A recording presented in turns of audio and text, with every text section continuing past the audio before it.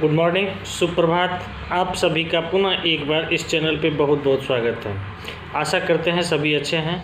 आज का टॉपिक खास करके जो न्यू प्रैक्टिस करने वाले हैं, नए वकालत की शुरुआत करने वाले हैं, या जिनके ब्रेन के इंटेंशन में ऐसा होगा कि वकालत की शुरुआत हम बहुत जल्द करने वाले हैं, इनरोल करके प्रैक्टिस करेंगे, ये करेंगे वो करेंगे, ना जाने कितने सपने को संजो के रखे होंगे और उसको इम्प्लीमेंट करने की अब बारी होगी, उसके लिए ये बहुत ही यूज़फुल होने वाला है। दोस्तों, शुरुआत की जो समय होती है वो वकालत के बचपन काल से अगर हम उसको डिनोट करें तो कहीं कोई दिक्कत नहीं है। दोस्तों, एक बार चलने के लिए हज़ारों बार गिरना पड़ता है, ये सही है, और एक बार मुस्कुराने के लिए हज़ारों गम भी सहना पड़ता है, ये भी बात सही है। मैं अगर अपनी बात करूं तो वकालत शुरू करने के चंद दिन पहले, यानी जब मैं लाइसेंस के लिए अप्लाई किया था तो लाइसेंस बनने की प्रक्रिया में लगभग 1 महीना लगा था। 1 महीने के अंदर ना जाने कितने सपनों को मैंने संजो लिया, जिसका शब्द के माध्यम से कल्पना करना व्यर्थ होगा। खुद को, अपने आप को उस जगह स्टेबल कर रखा था स्वप्नों में कि एक अच्छे एडवोकेट, ठीक है, लेकिन हकीकत से इनका जो है बहुत दूर का रिश्ता होता है। क्योंकि जब आप पहली बार एंट्री लेते हैं तो वहाँ ऐसे बहुत से शख्स मिलेंगे जो आपको डीमोटिवेट करेंगे।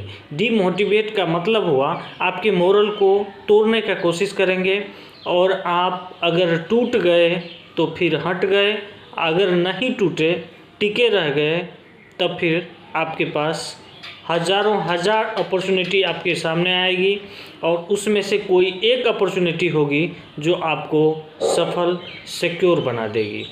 ठीक है, तो मैं ऐसा ही वाकया अपने वकालत के पहले सप्ताह और ख़ास करके उन 3 दिन का मैं चर्चा इसलिए करना चाहता हूं कि हो सकता है मेरे एक्सपीरियंस से आपको फ़ायदा मिले। अगर आप प्रथम बार मेरे चैनल को देख रहे हैं तो निश्चित रूप से आप सब्सक्राइब कीजिए। आपके लिए एक से एक अच्छा से अच्छा टॉपिक हम लाते रहेंगे और उनका नोटिफिकेशन आप तक पहुंचता रहेगा। जब हमें लाइसेंस प्राप्त हुई तो बहुत खुशी मिली और अपने आप को लॉयर से एक एडवोकेट के रूप में देखने लगे। ना जाने कितनों के आशा का दीपक भी अपने आप को समझने लगे। ये हकीकत भी है, जब आप अपने आप को, स्वयं के व्यक्तित्व को, स्वयं के पर्सनालिटी को आप उस रूप में रखेंगे तो ना जाने कितने आशाओं का दीपक आप होते हैं, इसकी कल्पना आप नहीं कर सकते हैं। बहुतों की चाहत आपके प्रति होती है कि आप एक अच्छे अधिवक्ता के रूप में स्टेबल हों, अच्छे इंसान के रूप में स्टेबल हों और कहीं से कोई तरह की परेशानी आपके पास नहीं हो। लेकिन दोस्तों, अधिवक्ता शब्द ही जो है परेशानी को डिनोट करता है। उनके पास परेशानियों का अंबार रहता है, समस्याओं का अंबार रहता है, लेकिन एक अधिवक्ता ही होते हैं जो हमेशा मुस्कुराते रहते हैं। मुस्कुराहट लाना एक बहुत बड़ी उपलब्धि है। मुस्कुराते हुए अगर आप किसी वकील से बात करते हैं तो निश्चित रूप से आपके इम्प्रेशन का फ़ायदा आपके पेशा पे, आपके ऑक्यूपेशन पे, आपके डेजिग्नेशन पे इस रूप से पड़ेगा कि वो मंत्रमुग्ध हो जाएंगे और निश्चित तौर से आप आगे बढ़ने में एक स्टेप और बढ़ेंगे। तो जब मैं पहली बार अदालत की धरती पे, न्यायालय की धरती पे प्रथम बार इनरोल्ड होने के बाद जब मैं गया तो समझ सकते हैं वो चिलचिलाती हुई धूप, कोमल सा चेहरा, बड़ी कष्ट का सामना करना पड़ा। वहाँ जितने भी शख्स मिले उसमें से 60 to 70% ऐसे थे जिनसे हमको जानकारी मिला कि हम 10 वर्ष से प्रैक्टिस कर रहे हैं, हम 12 वर्ष से प्रैक्टिस कर रहे हैं, हम 14 वर्ष से प्रैक्टिस कर रहे हैं, हम 8 वर्ष से प्रैक्टिस कर रहे हैं, और उनके दिन भर का इनकम 50 से 60 रुपया हुआ था। ठीक है, और इस चीज़ को मैं अपने आँखों से देख रहा था कि 50 से 60 रुपया 10 वर्ष के बाद भी इनकी स्थिति है। क्या है ये? मेरे सीनियर इस बात को तुरंत भांप गए और उनको ये बात का एहसास हो चुका था कि हम डीमोटिवेट होते जा रहे हैं। उन्होंने मुझे तुरंत सतर्क किया कि आपकी तुलना उनसे हो ही नहीं सकती है, आप अद्वितीय हैं। कहने का सेंस ये है कि आप अपने आप की तुलना जिस भी इंसान से करेंगे उसका एनर्जी ट्रांसफ़र होने लगता है, और वो एनर्जी अगर ट्रांसफ़र होगा तो आपकी जो मोरल वैल्यू है उसको आप खुद नहीं समझ पाएंगे। अगर आपको अध्ययन से रुचि है, पढ़ने से प्यार है, ज्ञान लेने से प्यार है, तो फिर आपको सफलता से कौन रोक सकती है? दुनिया की ऐसी कोई ताकत नहीं, ठीक है, जो ज्ञान रूपी रोशनी को किसी अंधेरा से ढक सके। उस चिलचिलाती हुई अप्रैल के समय में धूप थी, कोमल सा चेहरा था, बूंद बूंद पानी के लिए धरती भी तरस रही थी, तो एक एक घंटे पे हम भी तरसने लगे। दोस्तों, 3 दिन तक कोई भी रुपया का दर्शन नहीं हुआ, जबकि मेरे आँखों के सामने अनेक टेबल पे रुपयों की बारिश हो रही थी। दोस्तों, समाज सेवा तो इनका उद्देश्य होता ही है एडवोकेसी में, लेकिन अर्निंग भी ज़रूरी है क्योंकि भोजन तो चाहिए। एक उद्देश्य भी छुपा होता है। सुबह जगे, आराम से स्नान पूजा पाठ किए, फिर गए, तो एक उद्देश्य छिपा हुआ है कि शाम में आते समय कुछ ना कुछ हो, ठीक है। इसके बाद मैं कभी बताऊंगा कि वकील से बड़ा धनवान कोई नहीं होता है, ठीक है। ये आपके आंतरिक भाव पे निर्भर करता है। जैसे महात्मा बुद्ध ने क्या किया, दुख का कारण क्या है? तृष्णा। तृष्णा का अगर हम एक्सप्लेनेशन करें तो इस वीडियो में करना उचित होगा नहीं, ठीक है।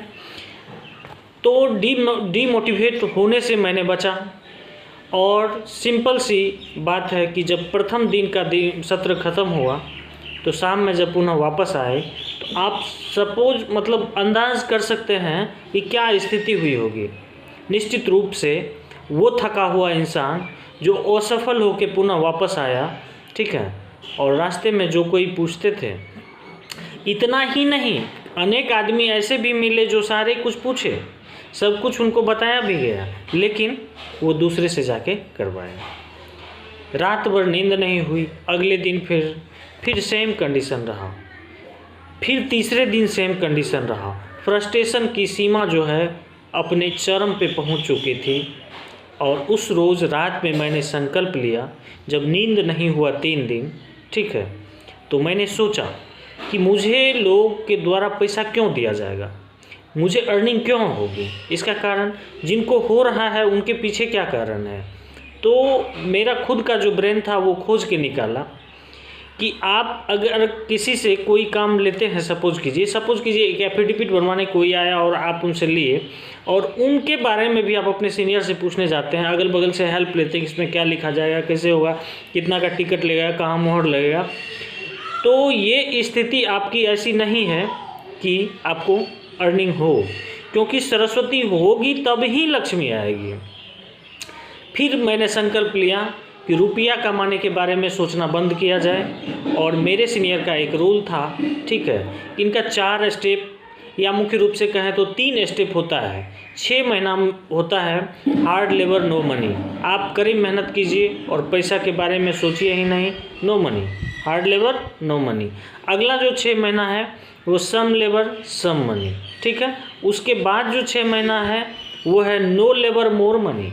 तो ये स्टेप को आप क्रॉस तब कर पाएंगे जब आपके पास पेशेंस होगा, और इस पेशेंस का परीक्षा जो है अनेकानेक रूप में आपसे लिया जा सकता है। दूसरी सबसे बड़ी बात थी कंटिन्यूटी। अदालत का जो टाइम है उस टाइम पे आपको हर हाल में अवेलेबल रहना है, ताकि वहाँ के आने जाने वाले लोग ये देखें कि आप पर डे प्रतिदिन 100 समय अवेलेबल रहते हैं। आपके अंदर एक ग्लेजिंग होना चाहिए। ग्लेजिंग का सेंस ये हुआ, आपके अंदर एक एनर्जी होनी चाहिए, ज्ञान रूपी एनर्जी, कि कोई अगर कुछ सजेशन लेते हैं तो उसको सटीक रूप से आप जानकारी दे पाएँ। अगर आप जानकारी देने से असक्षम हैं तो निश्चित रूप से अपने सीनियर के पास लेके उनको सेटिस्फाइड करवाना, फिर उस चीज़ को कलेक्ट कर लेना अपने ब्रेन में, ताकि वो समस्या आपके पास फिर अगर दोबारा आए तो फिर आप उसको हैंडल कर सकें। ये प्रोसेस चलता रहा। ये प्रोसेस का सिलसिला 7 दिन चला। दोस्तों, आप अंदाज नहीं कर सकते हैं कि वो 7 दिन में क्या फ्रस्ट्रेशन हुआ होगा। और मैंने 3 दिन के बाद ही हार्ड लेबर नो मनी का सिद्धांत अपनाया, और 1 सप्ताह के बाद 7 दिन की भरपाई 1 दिन में मेरी हो गई। तो इसका एक ही सेंस था कि मैंने वो सारे चीज़ को कलेक्ट कर लिया अपने ब्रेन में जो प्राइमरी सेक्टर के लिए महत्वपूर्ण था। ठीक है, पहला दिन तो कोर्ट का परिचय, कहाँ कहाँ कौन सा कोर्ट लगता है, ये सब चीज़ देखना, सुनना, जानना, बहस को सुनना।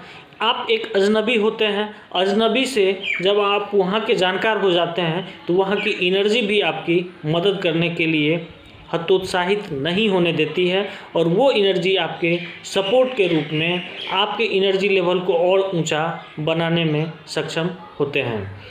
और सबसे बड़ी चीज़ जो मैंने फील किया कि आपकी पर्सनैलिटी का सेंस ये हुआ कि आपका पहनावा, बोलने का तरीका, मुस्कुराहट, ये बहुत बड़ी पूंजी होती है एक एडवोकेट की, खास करके अपने वकील के प्रति एक छाप छोड़ने के लिए।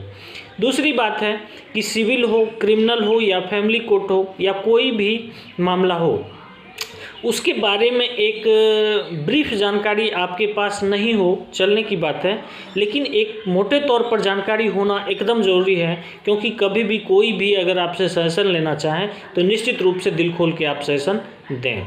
ठीक है, क्योंकि आप न्यू हैं, आप संघर्ष कर रहे हैं, संघर्ष के दौरान जो भी समस्या आती है उसको सहज से स्वीकार करते हुए अगर आप आगे बढ़ते हैं तो निश्चित रूप से एक समय आएगा, नो लेबर मोर मनी। ठीक है, फिर हम इस चीज़ को अगले स्टेप में, अगले वीडियो के माध्यम से मैं आपके सामने एक बहुत ही अच्छे शब्दों के माध्यम से रखेंगे, और आप अपने आप को पॉजिटिव रखें। निश्चित रूप से आप एक सफल अधिवक्ता के रूप में कामयाब होंगे। मेरी दुआ आपके साथ है, और किसी की दुआ आपके साथ हो या ना हो, आपकी अपनी दुआ आपके साथ होनी चाहिए, आपका अपना मेहनत आपके होना चाहिए, आपका इंटेंशन। दोस्तों, लक्ष्य के अनुसार लक्षण का होना बहुत ज़रूरी है। अगर आप चाहते हैं कि एक अच्छे अधिवक्ता के रूप में स्टेबल करें तो खुद को, अपने आप को officers of the court, advocate क्या होता है, ऑफिसर्स ऑफ द कोर्ट। जब आप कोर्ट में एंट्री लेते हैं, कोर्ट की कैंपस में एंट्री लेते हैं, तो आप क्या होते हैं, ऑफिसर्स होते हैं कोर्ट के लिए। ठीक है, officers of the court advocate को कहा जाता है। तो आपके अंदर वो सारी रूहानियत, आपके अंदर वो सारा व्यक्तित्व झलकना चाहिए जो एक ज्ञानी मानव के सामने के पास होता है, और उनका व्यक्तित्व ही उसका सबसे पहला परीक्षण का केंद्र होता है। और निश्चित रूप से इस स्टेप को अगर आप फॉलो करते हैं तो आप वकालत पेशा में सबसे अच्छे अधिवक्ता के रूप में सफल होंगे, समाज में एक अच्छा नाम कमाएंगे और अच्छा खासा अर्न भी आप कर पाएंगे। आशा करते हैं आप मोटिवेट ज़रूर होंगे। धन्यवाद, मिलते हैं फिर नेक्स्ट टॉपिक पे। ठीक है।